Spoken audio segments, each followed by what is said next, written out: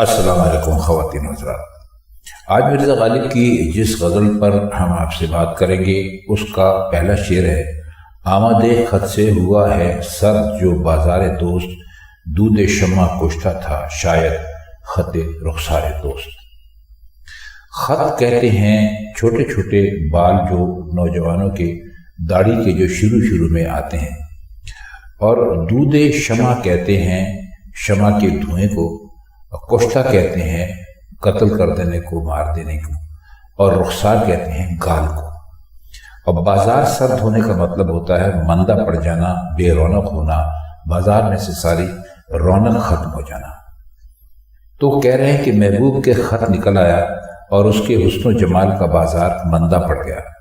شاید اس کے رخسار کا خط بجھی ہوئی شمع کا دھواں تھا۔ شمع بجھتی ہے تو اس میں سے دھواں اٹھتا ہے، گویا دھوئیں کا اٹھنا شمع کے بجھ جانے کی دلیل ہوتا ہے۔ مرزا نے دودھ کو خط سے، شمع کو حسن و جمال سے، اور شمع کشتہ کو حسن و جمال کی افسردگی سے تشبیہ دی ہے۔ دیکھیے، آپ کو یہ شعر سن کر اور اس کا مطلب سن کر کچھ عجیب لگ رہا ہوگا، لیکن اس کا مطلب یہ نہیں ہے کہ مرزا غالب لڑکوں سے دوستیاں کیا کرتے تھے۔ یہ اردو میں فارسی سے غزل کی روایت آئی ہے، اور فارسی میں اکثر و بیشتر لڑکوں ہی کو مخاطب کر کے شاعری کی جاتی تھی، تو مرزا نے اس حوالے سے فقط ایک شعر کہا ہے۔ دوسرا شعر دیکھیے: اے دلے نا عاقبت اندیش ضبط شوق کر، کون لا سکتا ہے تاب جلوائے رخسار دوست۔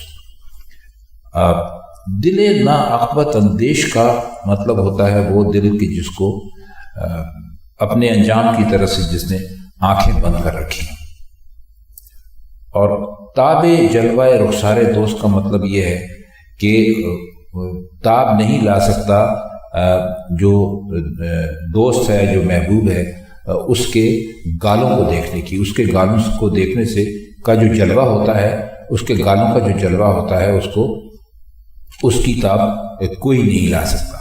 تو وہ اپنے دل سے مخاطب ہو کے کہہ رہے ہیں کہ اے دل، تو نے کیوں اپنے انجام کی طرف سے آنکھیں بند کر رکھی ہیں؟ بہتر یہی ہے کہ تو محبوب کے دیدار کے شوق میں بے تاب نہ ہو، صبر اور ضبط سے کام لے۔ کیا تجھے معلوم نہیں ہے کہ دوست کے جلوے کی تاب کوئی نہیں لا سکتا؟ کیا حضرت موسیٰ کا واقعہ تجھے یاد نہیں کہ کس طرح وہ بے ہوش ہو کر گر پڑے تھے؟ شعر دیکھیے کہ خانہ ویراں سازی حیرت، تماشا کیجئے صورت نقش قدم ہوں رفتار دوست۔ اس میں کوئی خانہ ویراں سازی کا مطلب ہے گھر اجاڑنا یا گھر کو ویران کر دینا، اور رفتہ کا مطلب ہے کسی پر اتنی طرح عاشق ہونا، اس پر مٹ جانا اور اس کے لیے اپنا سب کچھ تباہ کر دینا۔ تو شعر کا مطلب کچھ یوں ہوگا کہ دیکھیے، حیرت نے میرا گھر اجاڑ دیا ہے، میں نقش پا کی طرح یعنی پیروں کے نشان کی طرح محبوب کی رفتار پر مر مٹا ہوں۔ نقش قدم کو یعنی پیروں کے نشان کو حیرت زدہ اس لیے کہا کہ اس میں کوئی حس و حرکت نہیں ہوتی، جیسا نقش پڑ گیا ویسے ہی رہتا ہے۔ جب عاشق خود نقش قدم کی طرح سراپا حیرت بن کر محبوب کی رفتار پر مر مٹا اور اسے گھر کی سوجھ بوجھ ہی نہ رہی، تو ظاہر ہے کہ یہی حیرت اس کا گھر برباد کرنے کا سبب بن گئی۔ آئیے اس کا چوتھا شعر دیکھتے ہیں: عشق میں بیداد رشک غیر نے مارا مجھے، کشتہ دشمن ہوں آخر گرچہ تھا بیمار دوست۔ بیمار دوست کا مطلب ہے محبوب کا بیمار یعنی عاشق، اور بیداد کہتے ہیں ظلم کو، اور رشک غیر یعنی مجھے اس کے جو رقیب تھا، اس کی جو میں اس کے اوپر رشک کرتا تھا کہ وہ ظاہر ہے کہ تجھ سے عشق کر رہا ہے اور تیرا وہ کامیاب بھی ہے۔ کشتہ دشمن ہوں یعنی دشمن کا میں مارا ہوا۔ تو کہتے ہیں کہ میں محبوب کی محبت میں بیمار تھا، اور اسی بیماری میں مجھے مر جانا چاہیے تھا، لیکن اسی اثناء میں محبوب نے رقیب پر مہربانیاں شروع کر دی۔ ان مہربانیوں سے مجھے اتنی تکلیف ہوئی اور مجھے اس طرح ظلم و ستم کا نشانہ بنایا کہ میں جاں بحق ہو گیا، یعنی اگرچہ میں تو بیمار دوست تھا مگر مجھے دشمن نے قتل کر دیا۔ شعر ہے کہ چشم ماں روشن کہ اس بے درد کا دل شاد ہے، دیدہ پرخوں ہمارا ساغر سرشار دوست۔ اس میں کوئی خاص مشکل لفظ نہیں ہے، پیچھے ہم آپ کو یہ تمام الفاظ کے معنی بتاتے رہے ہیں۔ دیدہ پرخوں کا مطلب ہوتا ہے خون سے بھری ہوئی آنکھ، ساغر کہتے ہیں اس برتن کو جس میں شراب پی جاتی ہے، اور سرشار کہتے ہیں بہت یعنی مست ہو جانے کو، اور چشم ماں روشن یعنی میری آنکھ جو ہے وہ روشن ہے۔ اس کا مطلب یہ ہے کہ میں بہت خوش ہوں، تو ہماری آنکھیں روشن ہیں۔ یہ اصل میں یہ فارسی کا کلمہ ہے جو خوشی کے موقع میں ملتے ہیں، اور یہ ساغر سرشار کو آپ بھرا ہوا اور لبالب پیالہ بھی کہہ سکتے ہیں۔ تو کہتے ہیں کہ ہمارے بے درد محبوب کا دل خوش ہے تو ہمیں خوشی کیوں نہ ہو۔ ہماری لہو سے بھری ہوئی آنکھیں محبوب کے نزدیک شراب کے لبالب ساغر ہے، یعنی شراب سے بھرے ہوئے ساغر ہے، اور دیدہ پرخوں کی مناسبت سے چشمے ماں روشن کا، اور کہا کہ دل کی شادمانی کے لیے ساغر سرشار لائے۔ اب اس میں جو شعر ہے، غیر یوں کرتا ہے میری پرسش اس کے ہجر میں، بے تکلف ہو جیسے کوئی غمخوار دوست۔ کہتے ہیں کہ جو غیر ہیں، جو رقیب ہیں، وہ مجھ سے جو محبوب کی فرقت کا حال اس طرح پوچھتے ہیں جیسے کوئی دوست میرے دوست کی، جیسے کہ ایک دوست دوسرے دوست کی غمخواری کر رہا۔ اور یہ اصل میں جو شعر نمبر 6، 7، 8 اور 9 ہیں، یہ ایک طرح سے مسلسل ہیں، اور اس میں وہی تذکرہ کیا گیا ہے۔ مثلا اس سے اگلا شعر آپ دیکھیے، تاکہ میں جانوں کہ ہے اس کی رسائی وہاں طلب، مجھ کو دیتا ہے پیام وعدہ دیدار دوست۔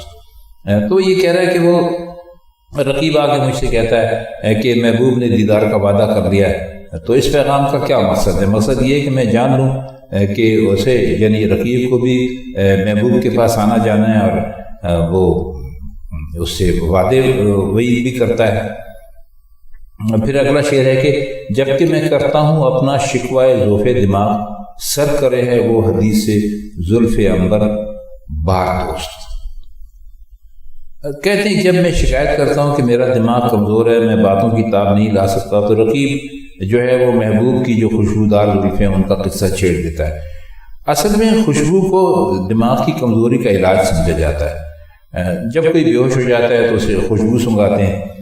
ایک خوشبو ہوتی ہے، اس کو لخلخہ کہتے ہیں، نام تو عجیب سا ہے لیکن کہتے یہی ہیں، جو مختلف خوشبوؤں سے تیار کیا جاتا ہے۔ تو وہ بھی یہ کہہ رہے ہیں کہ جی جو زلف عنبر یار ہے، تو اس لیے وہ کہتے ہیں کہ وہ میرے دماغ کا وہی علاج ہے کہ میں محبوب کی زلفوں سے قریب ہو جاؤں کہ ان کی خوشبو مجھ تک پہنچتی رہے۔ اب ہے شعر کے چپکے چپکے مجھ کو روتا دیکھ پاتا ہے، اگر ہنس کے کرتا ہے بیان شوخی گفتار دوست۔ گفتار کا مطلب ہوتا ہے بات چیت کرنا، اور شوخی کہتے ہیں کہ وہ بہت ہی خوشی کے ساتھ شیخی میں آ کر کوئی بات کرنا۔ تو کہتے ہیں کہ محبوب جب وہ مجھے چپکے چپکے آنسو بہاتے دیکھتا ہے تو خود ہنس کے محبوب کی شوخی اچھی گفتگو کا بیان شروع کر دیتا ہے کہ بھائی اس نے ہم سے یہ بات کی اور ہم سے وہ بات کی۔ تو اس میں بھی رونے کے مقابل میں ہنسنا اور چپکے چپکے کے مقابل میں بیان شوخی گفتار لائے۔ اب رقیب نے محبوب کی شوخی گفتار کا بیان یقیناً اس وجہ سے شروع کیا کہ عاشق کے لیے اس شوخی گفتار سے بڑھ کر پسندیدہ اور کوئی چیز نہیں ہو سکتی، لیکن اس میں ستم ظریفی کا ایک پہلو بھی ہے، اور عاشق کی نظر اسی پر ہے، یعنی رقیب یہ سب کچھ عاشق کو جلانے کی غرض سے کر رہا ہے۔ اچھا جی، اب اس کا ہم شعر دیکھتے ہیں، آخری ہے اس کا کہ یہ غزل اپنی مجھے جی سے پسند آئی ہے، آپ ہے ردیف شعر میں غالب زبس تکرار دوست۔ اب اس میں کوئی خاص معنی تو اس کے بہت اس میں کوئی مشکل نہیں ہے، بس مطلب اس کا یہ ہو جائے گا کہ اے غالب مجھے یہ غزل مجھے دل سے پسند آئی کہ اس کی ردیف میں بار بار دوست یعنی محبوب کا ذکر ہے، اور عاشق جو ہے وہ اس لفظ کی تکرار سے بھی بہت خوش ہوتا ہے۔ تو خواتین حضرات، یہ تھی مرزا غالب کی آج کی غزل۔ کسی اور غزل کے ساتھ آپ سے پھر ملاقات ہوگی، تب تک کے لیے اجازت دیجیے، خدا حافظ۔